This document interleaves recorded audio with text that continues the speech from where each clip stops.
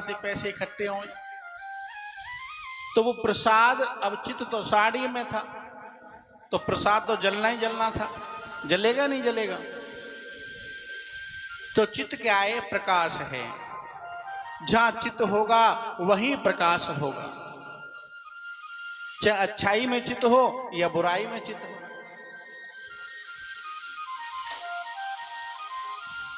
और आनंद, आनंद क्या है? आजकल हमने आनंद को बड़ा सहज और सरल बना दिया। गोलगप्पे खामे तो आनंद आ रहा है, इडली डोसा खा रहे हैं तो आनंद आ रहा है, और अनेक प्रकार के व्यंजन, संसार की वस्तु में हम आनंद को खोज रहे हैं। ये हमारी मूर्खता है, पागलपन है। प्रेम से बोलो हरे कृष्णा। हरे कृष्ण। आनंद कभी संसार की वस्तुओं में प्राप्त हो ही नहीं सकता, आनंद कभी संसार में मिल ही नहीं सकता, और आनंद कभी संसार में हो ही नहीं सकता। प्रेम से बोलो हरे कृष्णा। आनंद किसी व्यंजन, किसी पदार्थ में आनंद नहीं प्राप्त होता, ना मिलता है। क्यों?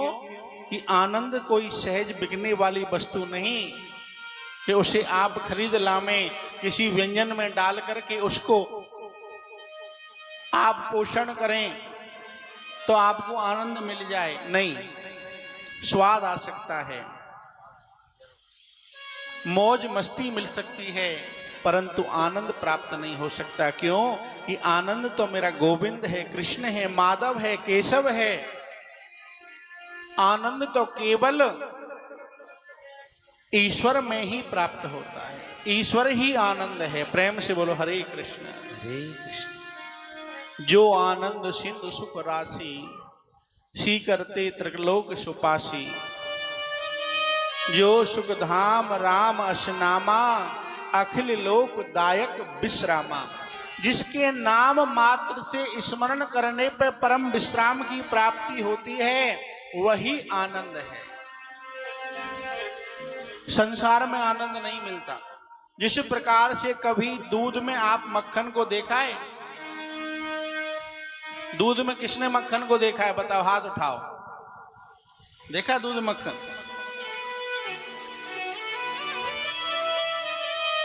बताओ क्या होगा?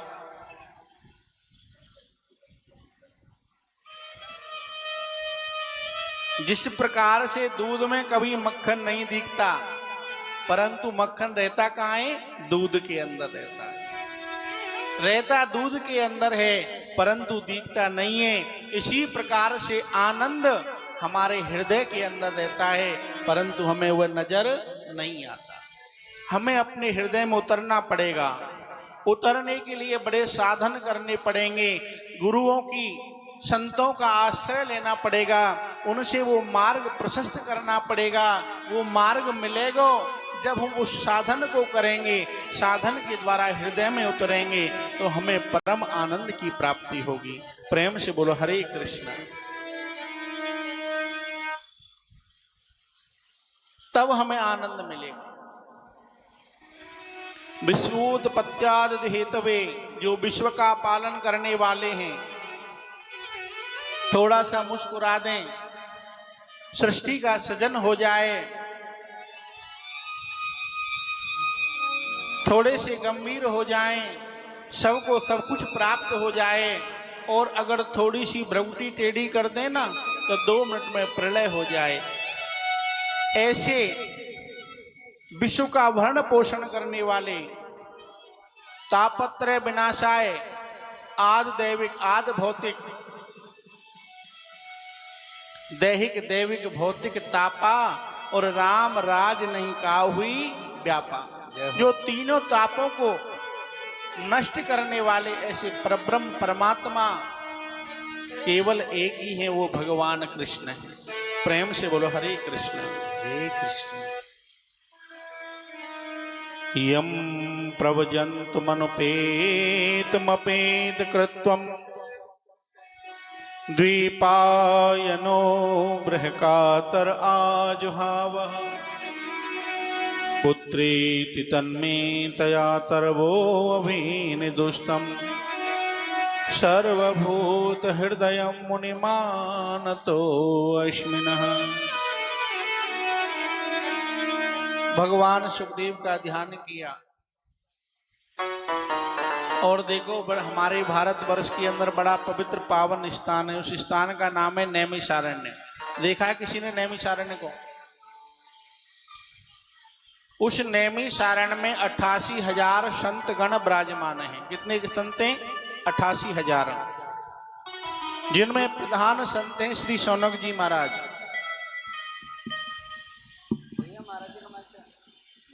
मोबाइल चला आया होगा, ध्यान रख माइक पे।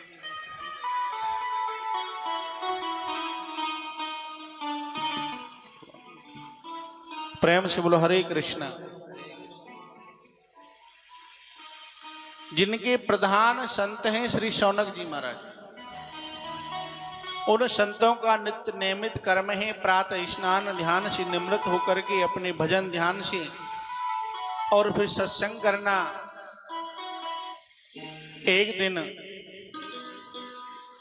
उनके मध्य में व्यास जी के परम शिष्य श्री सूत जी महाराज का पदार्पण भयो और सूत जी महाराज पधारे और पधार करके सभी संतों ने बड़ा सुंदर स्वागत किया है और कहा कि आपने बड़ी कृपा की महाराज, आप हमारे अज्ञान को नष्ट करें।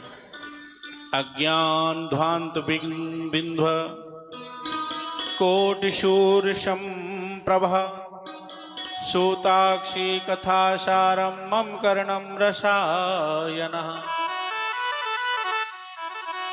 आप हमारे अज्ञान को नष्ट करें। जो अज्ञान रूपी क्योंकि सूत जी जो है ना परम ज्ञानी है। सूताक्षी कथासारम मम कर्णम रसायन। अज्ञान ध्वांत कोटि सूर्य संप्रभा, एक नहीं करोड़ों सूर्यों के समान ज्ञानी है सूत जी महाराज। इस कलकाल के अंदर जीवों का उद्धार कैसे होगा कि काल व्याल मुख ग्रास त्रास निर्माण संहेतवे। इस काल की इस कलयुग के अंदर व्याल रूपी